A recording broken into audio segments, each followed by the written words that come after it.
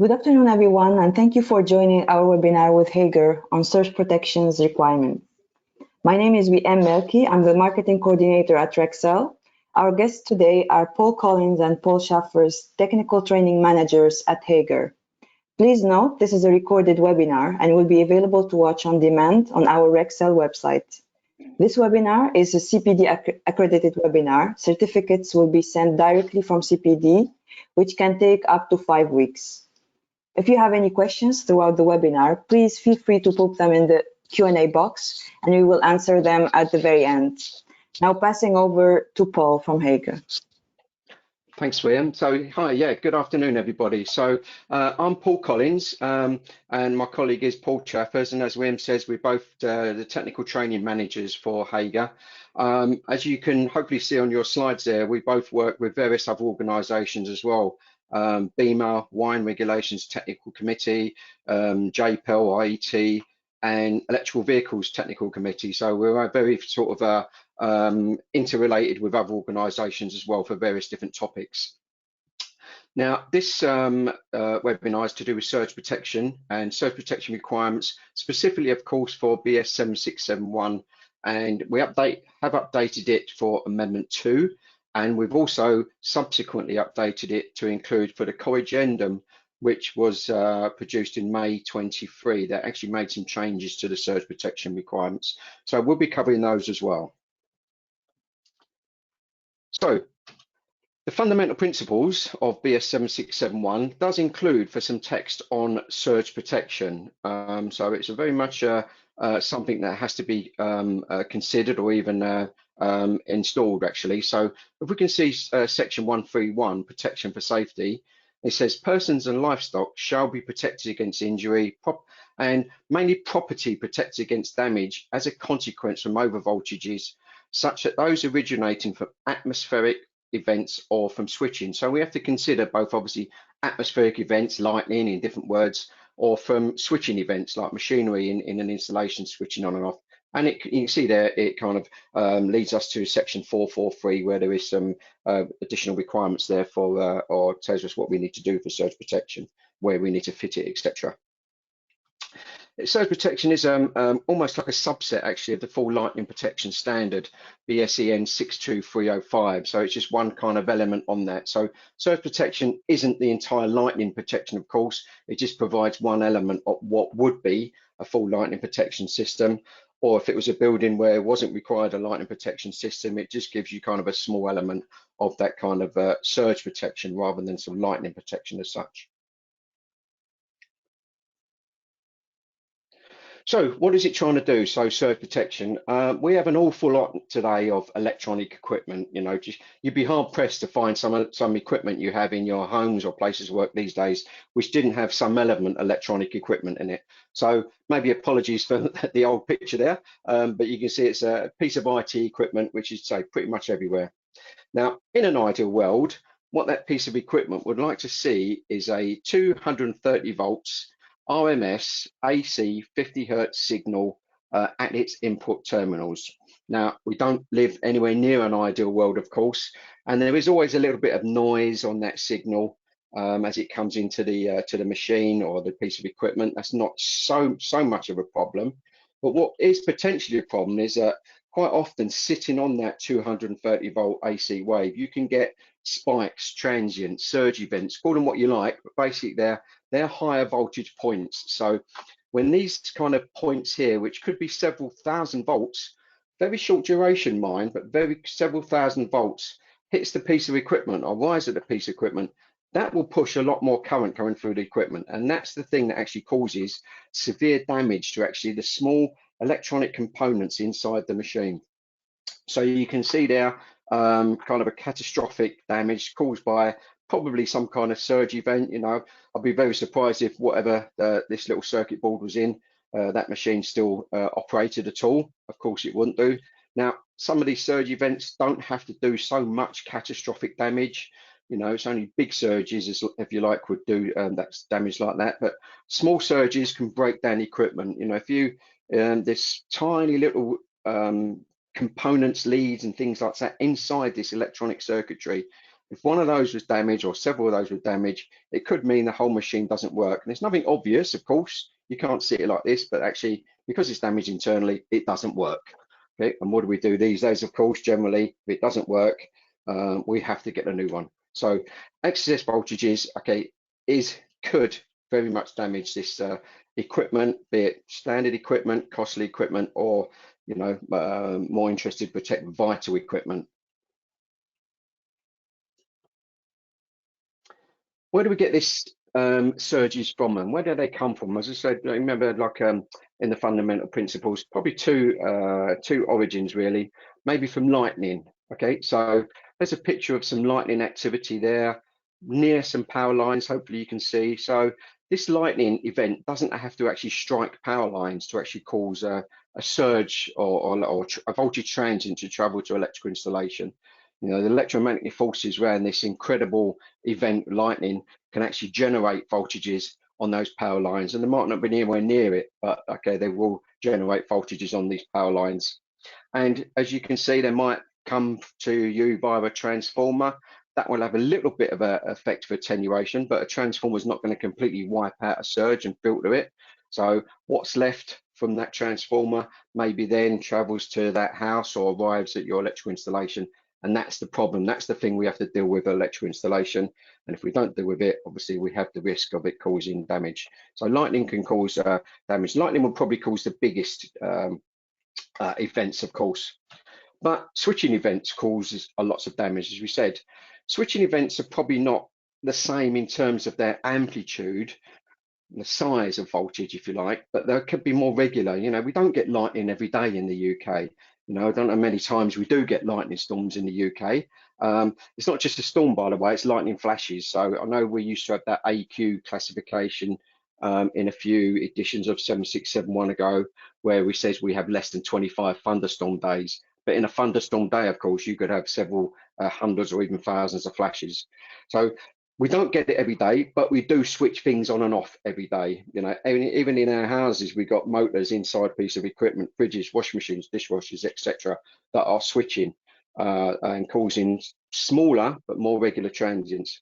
Clearly, in like factories and places of work and things like that, there might be bigger machines switching on and off, of course, causing transients. So both of these are potential to generate a transient, if you like, that's going to cause an issue at some of our electronic equipment. Now, the regulations in Amendment 2 changed somewhat from previous editions. I'm going to hand to my colleague, Paul. Paul was very involved with, in his previous life, actually, with the wine regulations. So he's best placed to actually take you through what the changes were from the original 18th edition to the Amendment 2, and then to obviously to the Corrigendum. So I'll hand over to Paul for the next few slides. Okay, thanks, Paul, and good afternoon, everybody. Yeah, we've been on a bit of a journey, really. Surge protection's not a new technology, but it became very much a requirement with the 18th edition, and it was very onerous, as Paul's already talked about. Ground flash density, we had this formula, the calculated risk level, I think it was known as, and we'd have to look at the environmental factor. Was it an urban area? Was it rural? Then we would have to look at the grayscale map that was in the regs book and work out, which area we sat in. And we'd apply all these things. We'd look at the cable length, and that cable length would have 4 different states. It could be above ground, low voltage or high voltage, or below ground, the same. So very difficult for contractors to unless they're in a farm where they can see the cables and what length of cabling there is. Very difficult to estimate what the length of cabling is, where any transformers are, etc. Even is it urban, rural? In some areas there may be a bit of a grey area, so it's really hard to come to a decision as to whether you needed surge or not. So with that in mind, when we got to Amendment 2, there was a major overhaul. So the draft for public comment is where all the public can write into JPAL 64, which is the National Wiring Regs, and the relevant committees will look at that. And in this case, it's Subcommittee D, which looks after the special locations, and they had hundreds and hundreds of comments on surge. People just wanted it in black and white, which is, of course, is not easy to do.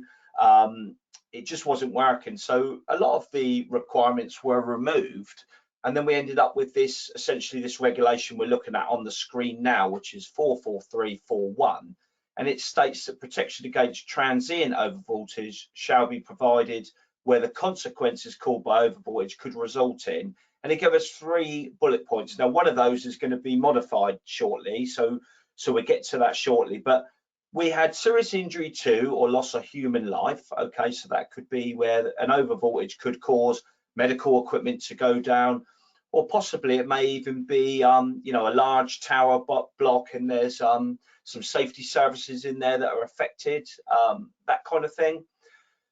Then we have the failure of the safety service one. Now, I'm not going to dwell on that because that's the one that's affected by the Corrigendum, and then we had the significant financial or data loss. So it was much easier than this approach with the risk assessments. If your installation fell into one of those categories, you did have to install surge, and that is denoted by that word shall. So we're going to talk about terminology from BS 7671 in a couple of slides, but when we get a shall regulation, it's something we have to do. It's a requirement. And then we've got this text underneath that says, for all other cases, protection against transient overvoltage shall be provided. Okay, so it's very much the default position that we do need to use SPDs, but it does go on to say that if it's not one of those installations that falls into those categories above, it may be omitted, providing the customer understands the level of risk and damage, and they agree it's tolerable. Now, for a lot of contractors, that's a problem because they've got to sit down and have a conversation with the duty holder or the homeowner or whatever, and try and understand what is tolerable, if it's likely to be damaged. So many are just going for the option of let's just put the SPDs in anyway. But that's the regulation, and that's what we had. Now, we had a correction in May 23 with the Corrigendum. Okay, so a Corrigendum gets released by the IET when there may be some confusion over a subject, or it may be simply a mistake. But in this case, there was some confusion over indent 2, and that was because there were some certain parts of the industry sort of saying, well, you know, this is a barrier. If we want to upgrade battery smoke alarms to mains smoke alarms, we now need to install SPDs, which may need to mean a consumer unit replacement. So it was seen as a bit of a barrier. So it was decided to delete that bullet point. But if you consider a fire alarm to be a safety service, which they are, or emergency light or whatever, and you feel that if one of those were likely to be affected by the consequences of overvoltage, then it would probably fall into indent 1 anyway. So that's what we're left with, 2 indents. If your installation falls into one of those 2s, you must fit surge, and then for all other cases, you should be fitting it unless the client you know, robustly states that they don't want to. Okay, so next up, next slide please, Paul. So Paul spoke about switching activity. So the shall regulation is all about atmospheric problems, and generally the ones that come in on the supply to a building. This regulation is transient overvoltage by equipment. Now, when I've done some research a few years ago, these surges were much more frequent. Okay, and as Paul said, it doesn't always result in equipment being blown up. It may just be components being degraded. So if we've got, in today's modern world, we've got lots of electronic equipment, LED lighting, it can have sensitive drivers or whatever. It may not last the period of time that the manufacturer states that it should last, because it may be subject to overvoltages within the installation from switching activity. So this regulation is a bit of a strange one because it's a shall, but it's a shall be considered. So you shall, which is a requirement, consider this. So you really do need to discuss with clients again, if they don't fall into one of those previous categories, that we really do need to consider your equipment could be damaged by switching activities within the installation. And as Paul said, we do have them in the residential installation, but certainly for commercial and industrial installations where we've got motors and lifts and air conditioning and things like that switching in and out, you will get voltage spikes. So definitely one to remember. Now, the next slide has been the first time we've seen any sort of terminology explained in the wiring reg. So I think it's on page 18, if I remember, from when we was doing the seminars last year. Page 18 of your regs book gives you some guidance on the language that's used throughout BS 7671, and it may be helpful. And as you can see that in the table, a shall regulation is a requirement, but it's the only term that is normative. Okay, it means you've got to do it. All of the others are informative, but they still carry some weight. For example, recommendation says you should do it. So you know, if it's helpful to you, take a glance at the definitions and the table on page 18 of BS 7671. So I think now we're going to look at types of devices, and there's a lot of different terminology on the actual device, and Paul's going to go through that shortly, what all the different letters mean. And the main two things to be aware of is the types of devices we need, and also the connection types of devices, so which we'll cover shortly. But type 1 devices, they're the ones that deal with that external lightning threat. Okay, and usually if a building's got a lightning protection system, we would have type 1 devices at the origin. Okay, if it hasn't got a lightning protection system, but it's still got a threat of external lightning from perhaps overhead cabling, then we would probably still be looking at a type 1 device. But type 1 devices don't deal with the sort of sensitive switching transients. They're there to deal with the threat of lightning. They've probably got spark gap technology where they're dealing with that dangerous spark and preventing a fire from happening. To deal with the to protect our equipment, we need a type 2.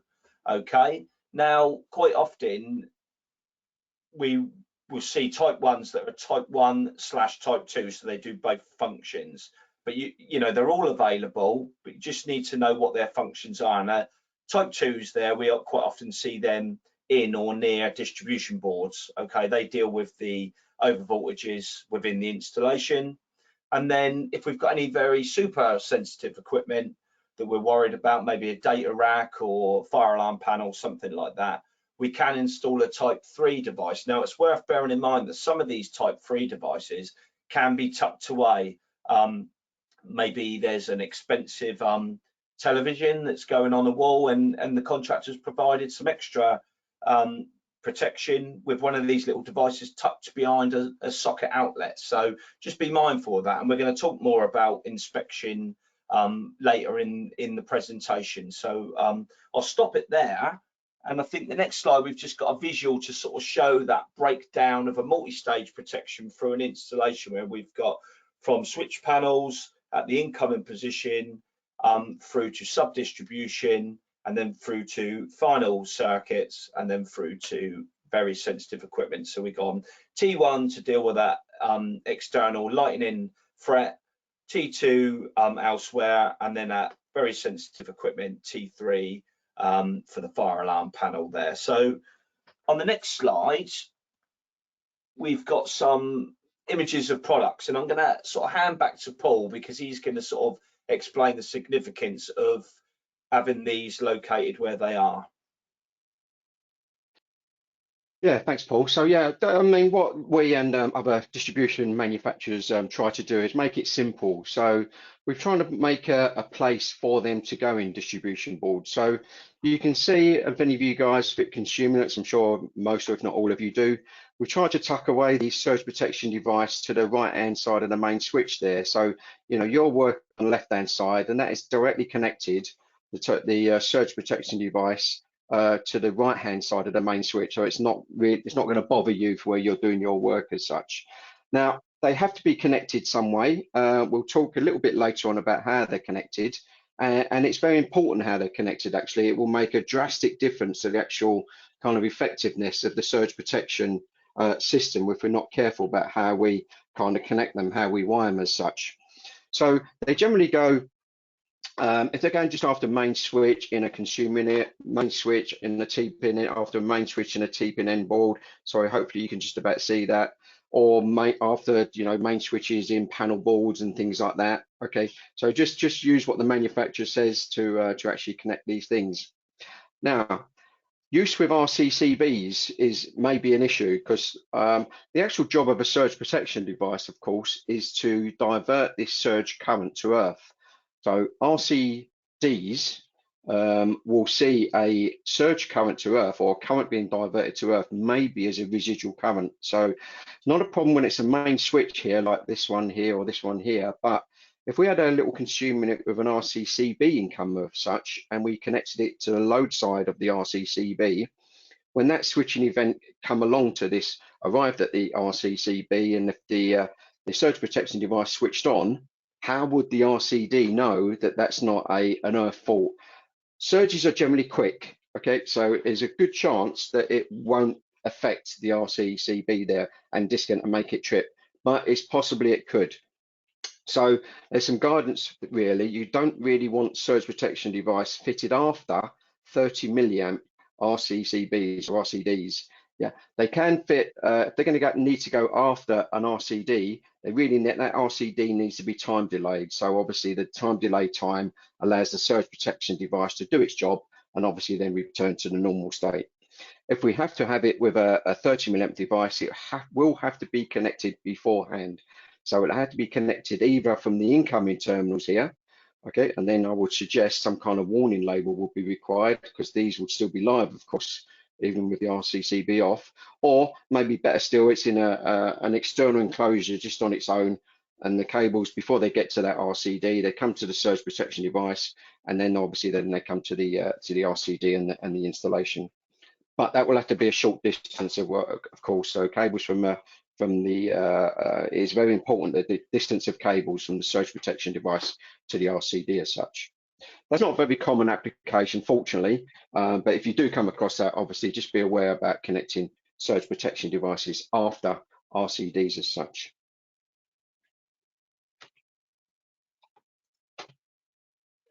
Now, I'm going to talk about how they work. Now, it's not really important to know too much about how they work, to be honest with you. So only if you're interested at this point. So you might hear about two technology terms used for surge protection devices. I'm going to put all these up first of all. That didn't mean to build. Some of them use spark gap technology. Certainly type 1 devices are very likely to use spark gap technology. And essentially what that is a connection between the line and the earth, where in normal times, of course, under normal voltage, the space in the middle between these two electrodes would be enough to stop any kind of voltage jump in the gap and any kind of current jump in the gap. So as an analogy, it's a switch really. So it's all a surge protection device essentially is a switch. So between your line and the earth, there's an open switch in normal times, of course, under normal voltage conditions. But as soon as you get higher voltage conditions, what the voltage and current will do, of course, is able now to jump this gap. Okay, that's why they call it a spark gap, clearly, because the spark will jump, the spark voltage will just jump that gap. So it's almost like in the switch is closing if there's a surge as such. So you can see these in two. These are these center two here is under the surge conditions, if you like, under the transient voltage condition. So pretty much during that time of the voltage surge, if you remember, is very, very, very short. You know, it can be a few microseconds. This will actually be a short circuit between your line cables and earth. That sounds quite a silly thing to do, actually, short circuiting your line cables to earth. But because it's very, very, very short, it tends not to. It's too fast, of course, to bother sort of overcurrent devices as such. So it won't trip circuit breakers or won't blow fuses because this is in a discharge state. And of course, when the surge passes, the time goes past the surge, okay, the switch essentially opens and it returns to the normal state. So that's essentially how the type 1 devices work. And type 2 and type 3s will work pretty much the same, but they use a different technology actually. We tend to use metal oxide varistors, semiconductor material, to do the switch on, switch off. It can work a little bit faster actually. So the semiconductor material under normal voltage conditions will be the resistance across the plate, the line to earth plates, of course, will be somewhere approaching infinity under normal voltage conditions, somewhere approaching 0, of course, under the surge conditions. So the switch is on, same as before. And then, of course, once of the transit's passed, it goes back to the normal state again. So that's pretty much how they work. So if it was interested in how they work, but of course, just to fit them and use them, you don't really need to know too much about how they work. Now, some of the terminology, however, is interesting.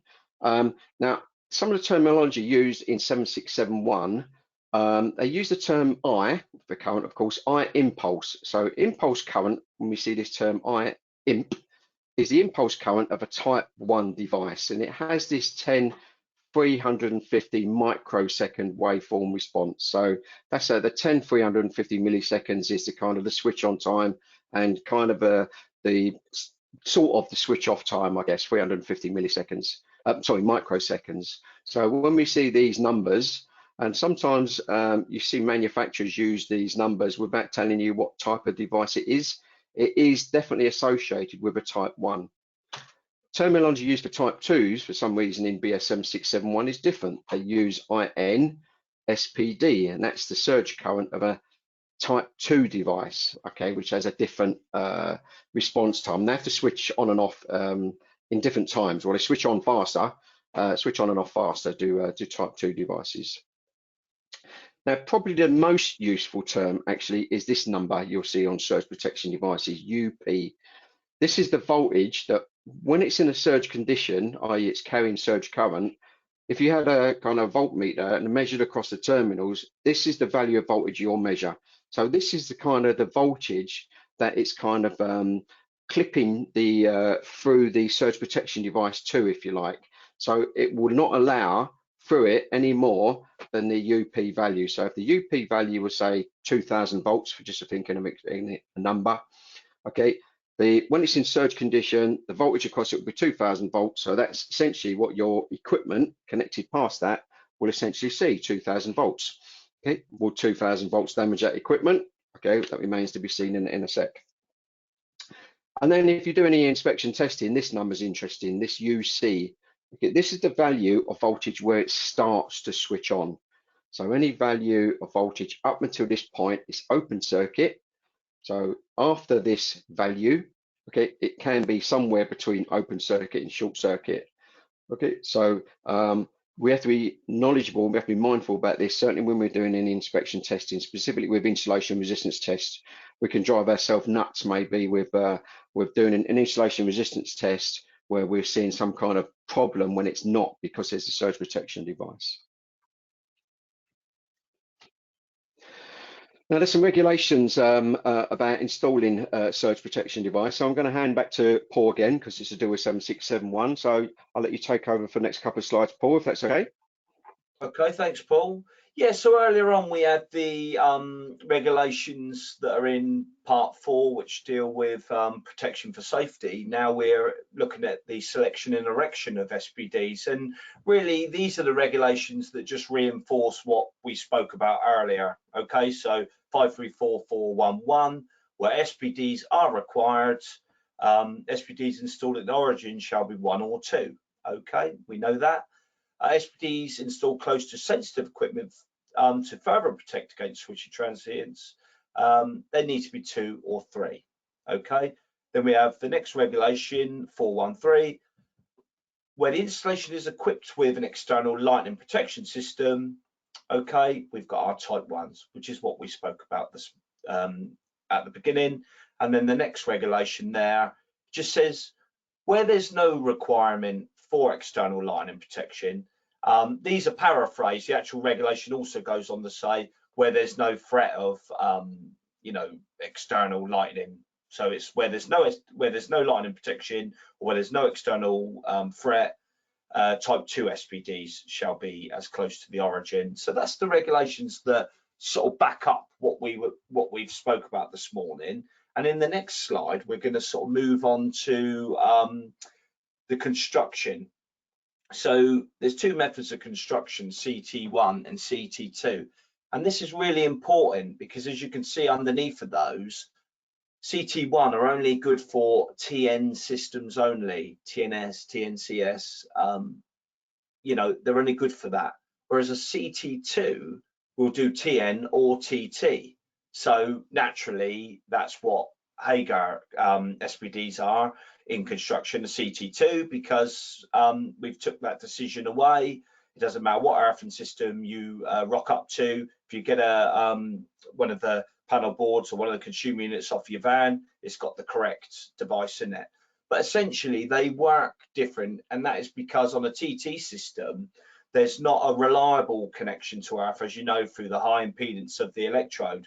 So you'll notice the configuration is set differently. On the CT1, we've got each line and neutral has its own little SPD part, which then goes through to the MET. But on the CT2 section, lines 1, 2, and 3 gather and then go through a further SPD down to earth. So very different, and I think Paul's going to kind of explain why as we go along.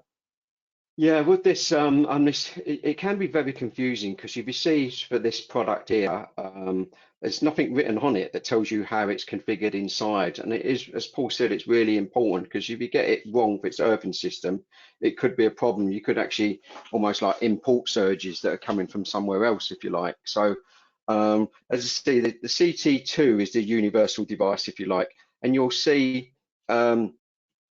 you can get an idea if it's CT1 or 2 because you can look at some of the current ratings on the cartridges or on the front of the device here that looks to be the line 1, line 2, line 3 versions, and this one looks like the neutral version.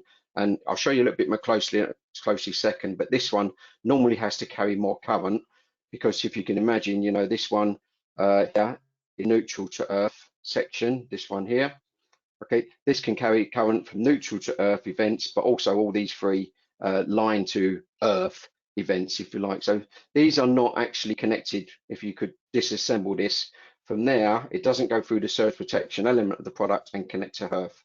It's almost like there's a join there and it doubles back to here. And when you see surge protection specialist manufacturers catalogs, if you like, then they just give you surge protection products and let you choose them. Okay, we are not like that, of course, because we're a distribution manufacturer who happens to put surge protection with it. So kind of we know what's happening already, and we're not almost not allowing the free choice of device as such. So you'll see these terminologies sometimes being used in catalogs: 4+0, 2+0, and what it's actually meaning is 4 plus nothing else device there, or 3+1. This makes a little bit more sense. 3 and then +1, or 1 if it's a single phase device +1. So if you look for, you know, just surge protection manufacturers catalogs, just look for these terms and make sure you're not using a 4+0 or 2+0 in a TT system. That is really important. So CT2 construction is the universal product. That's less prone to error, of course, and that's exactly why we would prefer to use that CT2 construction.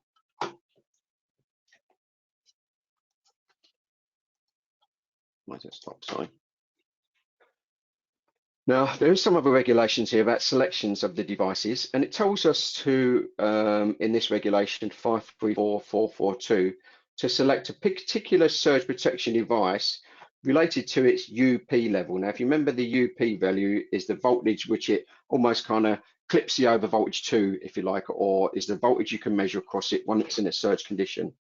And it tells us we select it accordance from table 443.2. So we have to kind of double back in 7671 and find this table 443.2.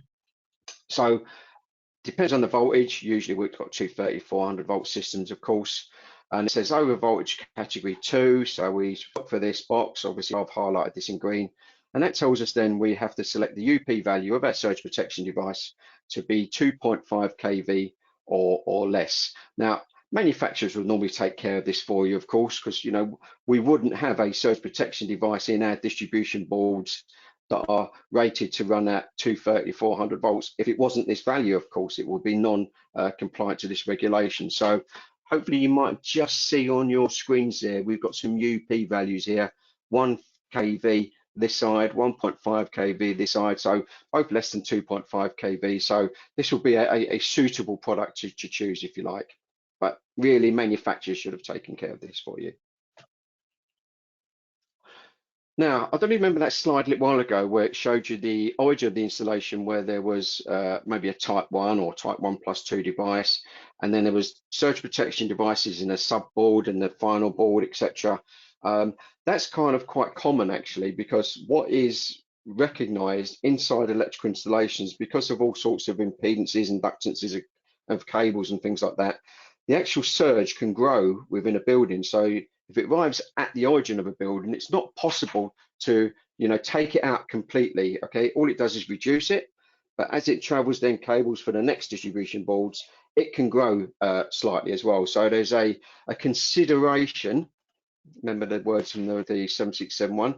There's a consideration to add additional surge protection devices where you got more than 10-meter distance between that first board and the second board and the final board as such. So that's why we tend to have multi-level surge protection devices inside the electrical installation.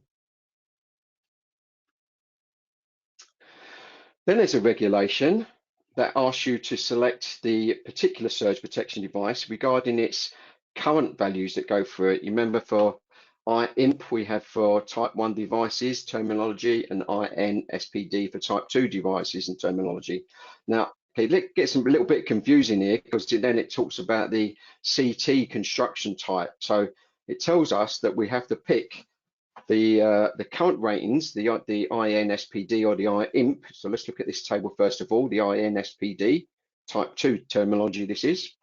So this tells us that if we had a CT1 construction, both the line to earth and the neutral earth construction must be at least 5 kA. So when we look at the terminology on the device, the line to earth and the neutral earth must be at least 5 kA. But if we look at the CT2 construction, which if you remember, most are, certainly ours are, it says the line to neutral is 5 kA, but the line to earth must be 10. So if you remember that from there, line, it goes through the surge, but it doesn't get to earth yet.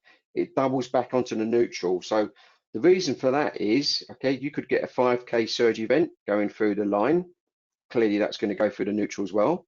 But you could also at the same time get a neutral to earth surge event of up to 5 kA. So that means the neutral side of it must be able to cope with double 10 kA. And clearly for three-phase installations, you've got the other thing as well, 4 times. So if you remember the drawing from a little while ago, this accumulates the neutral to earth surge and the line to earth surge. So this is why this cartridge must be bigger. Now, if you look at surge protection devices, when you look at these things, they do have different rating on them, different levels of current rating for sure, maybe different levels of UP. Okay, but quite often these cartridges pull out. Okay, they have to have a different rating. The neutral one, certainly for CT2, has to have a different rating. So you wouldn't be able to pull them out and put them in the wrong way around. They're keyed in the back. So if you ever do need a replacement cartridge for surge protection, you'll see, sorry, I've probably got drawn over it with my lines there. They will definitely have different part numbers if they're CT2 construction. So make sure if it's a single phase device, two pole like this one, and you want to replace both cartridges, make sure you buy both cartridge part numbers if you like. Don't look at one cartridge and buy 2 of that number. It won't fit. You won't be able to fit it. Hopefully that's made sense there. And so this is now the type 1 terminology here. So we know we have to make sure that the line to neutral cartridge is 12.5 kA. The IMP values now, or 25 if it was single phase. If it's 3 phase, 12.5, and then 4 times that for 3 phase.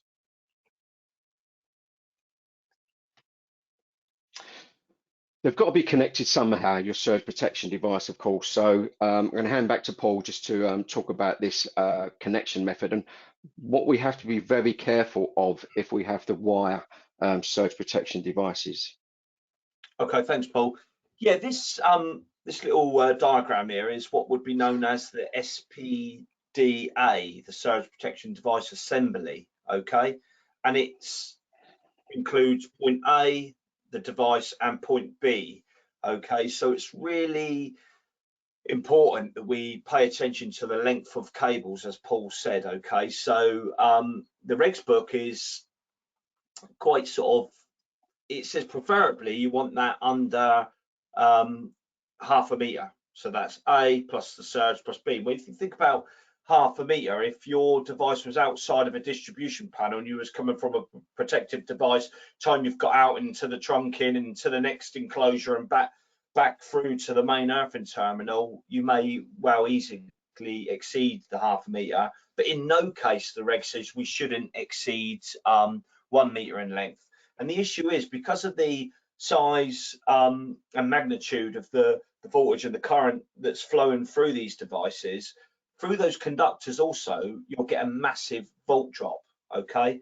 And that volt drop will then more or less make if the cable's too long, make the protective device not do its job properly. So the surge might find its way into final circuits because it hasn't been able to be dumped to earth via the SPD because of the volt drop in the cabling. Okay, so hopefully that makes sense. You're all familiar with voltage drop. So the regs does give us that half a meter to 1 meter, and it gives us another reg there, 534 410, which says that for type 2 devices, the minimum cross-sectional area of the conductor is 6 mil, and for type 1 it's 16 mil. So yeah, we've got some we've got some guidance there for that, but our devices are set up very much to take that decision out of your hands. Is that right, Paul? Yeah, so that is a problem. So wiring a surge protection device is an installation variable that, as a manufacturer, you can't control, of course. Certainly if you was fitting your surge in a different enclosure, sort of on the right or left of this TPN board that you see on the screen now. Okay, how are you going to get the cable to it? What size cable? How long is it? How straight is it? All these variables which are not helpful with surge protection devices. So it's very, very helpful for the manufacturer to provide surge protection devices in kit form, so they know exactly how long the cable is to it, how long the cable is from it. They give it a place to go in a distribution board. So what we've done actually with certainly with our TPN board and all of our distribution boards where possible is actually connecting with as short as cable as possible, as straight as cable as possible, and sometimes even without any cable. We're actually physical buzz bars, like you can see here. So this is the incomer from our TPN board here. So the actual buzz bar from the outgoing of the main switch connects to the incoming of the surge protection device. Same thing that happens with our consumer units these days. There's a buzz bar that connects the bottom of the main switch to the surge protection device. And then to connect it to earth, you can see there's not a cable. There's actually a copper link just bolting it down to the earth of the enclosure. So making the distance to it and the distance from it as short and as electrically conductive as possible. So what we did then, actually, we actually looked at this product and actually how effective is that surge protection device now in this installation condition. So remember, there are variables if you wire it. Now we've got a fixed position for this to go, fixed wiring, okay, and fixed buzz bars maybe. We can tell how effective it is because we can actually check it by testing the enclosure with the surge protection device fitted, pretty much as the manufacturers check the surge protection device. So fit it in, put the fast transient, inject the fast transient in it, okay, and inject that fast transient, and that would maybe measure, let's say, 1000 volts across the surge protection device, okay, because that's the data from the cartridges on the surge protection device. But the actual voltage on the surge protection device, although it's useful, is not the most useful number, of course, because we're adding all the conductors to and from it. So it's actually more useful to know what it is on the buzzbar level, if you like, so where the devices are connecting. So that's the actual useful value to see. So really what we did was went through some testing procedures with our surge protection suppliers and tested all of our distribution equipment, and we got some really surprising results, to be fair. So this surge protection device, written on the cartridge, it says it's got protection level of 1.35 kV. Remember, that's less than the 2.5, so that will be okay as a product to use.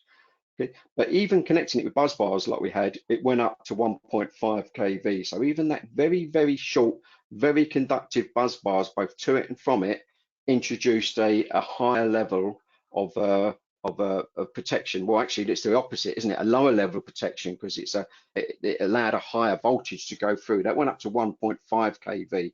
You know, another 150 volts. If that was wired, what would that be? We have no idea what that would be.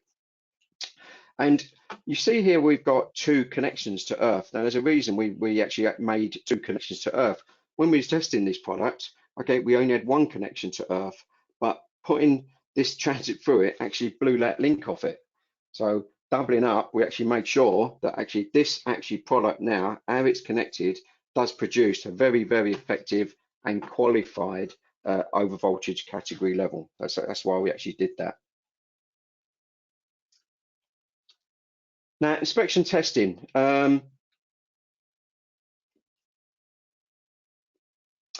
This is where we have to be careful with the testing of the device. So anyone testing this device has to be careful and knowledgeable where they are maybe using 500 volt installation resistance tests, which of course you have to these days. Yeah, so you're more you have to do the test before you've connected your sensitive equipment as such. Now, an insulation resistance test is not going to damage this product, because actually, obviously, its job is to deal with insulation resistance testing. So hopefully you can see this UC number on this, certainly this side of it, 275 volts. Guess what will happen if you put 275 volts across the line to neutral of this product? Remember, the UC value is the value over which it starts to switch on. So when we're doing insulation resistance test in particular, okay, just be careful you've got surge protection devices. Now, Paul, when you've got downstream surge protection devices, as you mentioned, sometimes they're hidden away, aren't they? Okay, you might not know it's there. So what helps us with that? They are. So that's why this regulation is in place. 51416, you should be labelling the presence of SPDs to put them on a nice place where an inspector would, find it on the front of the DB or on the consumer unit. Of course, with Amendment 2, we did have a slight relaxation of labelling requirements in domestic installations, okay, if the information was given in another format. So this information may be provided in a certificate, but who looks at the certificates or reports when they've been filed away? So we would recommend that you label that presence, and then if anybody's doing a EICR and they come along afterwards, they know exactly where the SPDs are located, especially if they've been tucked away in the fabric of the building. Now, those little sort of devices that are designed to be tucked away in the building, they obviously can't have a visual inspection. So we can see this cartridge in front of us has got a green window. More so often these days, the Hager ones are more neutral with a red window that comes forward when it activates. But you can't see that if the device is tucked away, so they have to come with a little sort of piezo alarm. So if you're ever in an installation or a customer phones and says, I've got this weird ringing noise coming from a socket behind my TV or something, it's a good chance it's an SPD device that's tucked away with this little siren going off to say that it's reached the end of its life.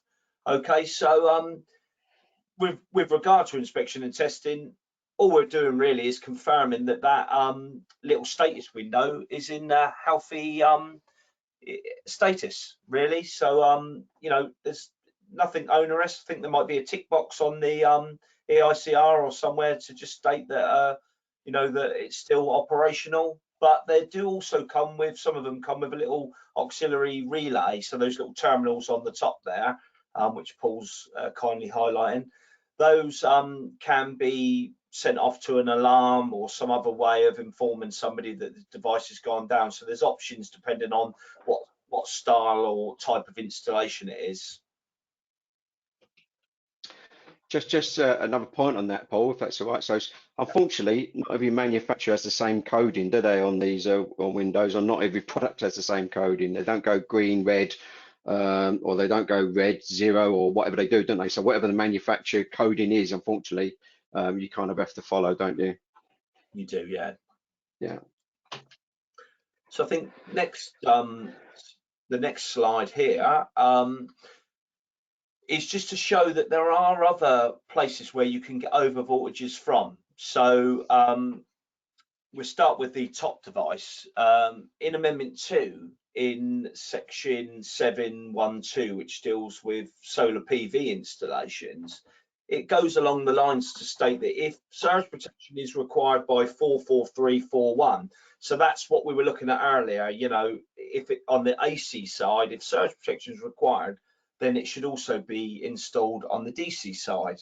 So where we have the strings coming down towards the inverter, I think there's a regulation that says it should be mounted closely to the inverter. So you'd have a little enclosure there with these SPDs, and just make sure that if you're doing solar PV and you order SPDs, that they are DC SPDs. They're not the same, they're constructed totally different. You could probably just about make the terminals off at the bottom there, that they are positive and negative in their markings, you know, denoting the fact that they are a DC device. Okay, so the data lines there, it's worth bearing in mind that, you know, if you said to a duty holder or a homeowner or whatever that I fitted a device in your consumer unit, you're totally protected against over voltage, you may be incorrect if that building's got cables going to and from the building. So the regs really looks at that distribution to the building. But if we had a premises where cables are going outside to EV chargers or to a security camera, or we've got coax cables coming into the building, all of those can bring an over voltage into the installation through atmospheric conditions, voltage being induced on cables, etc. So you really do need to look at the layout of the building and see if any of these additional components are needed. And as you can see, there are a number of different devices available to be able to deal with data lines and coax and what have you. So it's just a reminder there that one device in the consumer unit won't deal with everything.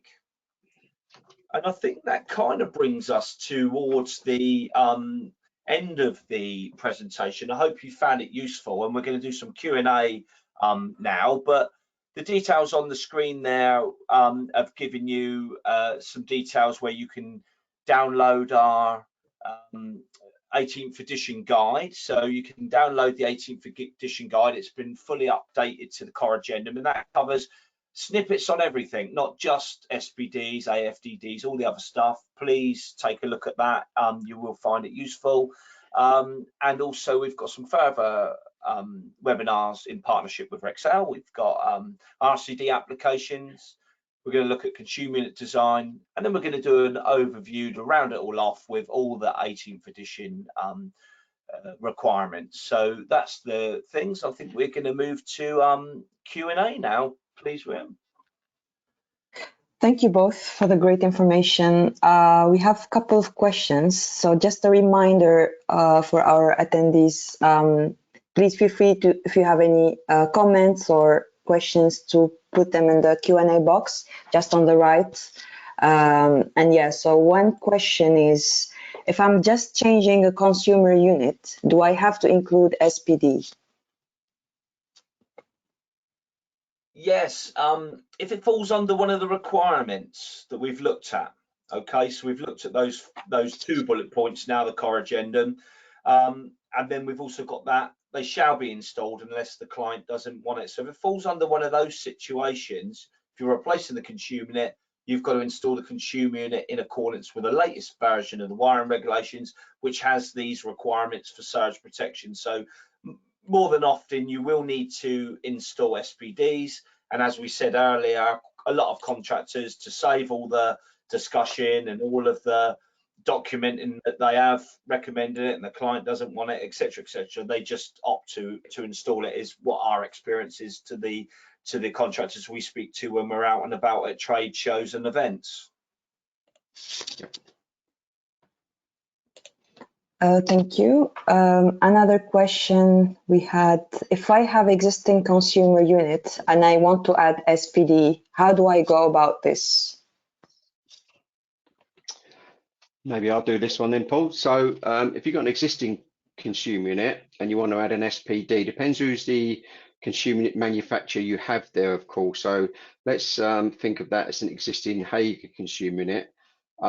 You can add an SPD to an existing Hager consuming it, as long as you've got 2 modules of space, of course, and you will need to do a little bit of reconfiguring, because hopefully you remembered where the SPD was situated. It sits to the right of the switch, so almost like everything's got to be shoved over 2 modules, if you like, because the SPD needs to go probably where the switch at the moment is sitting. And then our kit actually provides you with all the links that you need, both the line and neutral to it and the from it. So it's very, very simple if it's Hager consuming it. If you haven't got space, or if you've got someone else who's consuming it, of course, it will need to go in an external enclosure as close as you can to the consuming it, because remember, we do have this kind of 1 meter rule, if you like. So if you can get it close to the consuming it, we actually do kits of surge protection devices where it kind of replaces what is the meter box switch, if you like. So we have an isolator with a surge protection device to it. So, you know, we do have various different options if you want to add to an existing consuming it. Probably best just check our website, or if it comes to it, drop a technical support service a line and they could guide you through that. That would be easier. Thank you, Paul. Another one says, if SPD is mounted external to consumer unit, does it need to be in a metal enclosure? This one come up quite a lot a few years ago when regulation, I think it's 421.1.201 for metal enclosures came about. Now that regulation requires consumer units and similar switchgear to be enclosed in metal, you know, non-combustible enclosure. An SPD device is what we would discuss as a passive device, really. It sits there, it does, you know, it's not drawing any heat or anything, it sits there. So we feel that unless there's any other protective devices to be mounted with it, it could sit in a plastic enclosure if so desired. There's nothing to preclude the use of a metal enclosure, but if a plastic enclosure is desired and it's got no other similar switchgear in it, then that's fine. It falls outside of the intent of the dwellings metal consumer unit requirements. Thank you. We have a question also. Do you make 100 amp switched fuse disconnector with SPD? Sorry, I didn't quite understand that. Sorry, Camille. I think that, Paul, possibly they might be referring to you know, when you put a standalone isolator in the towers, maybe with an SPD. I think that's what that question possibly no, means. not necessarily. No, it's not.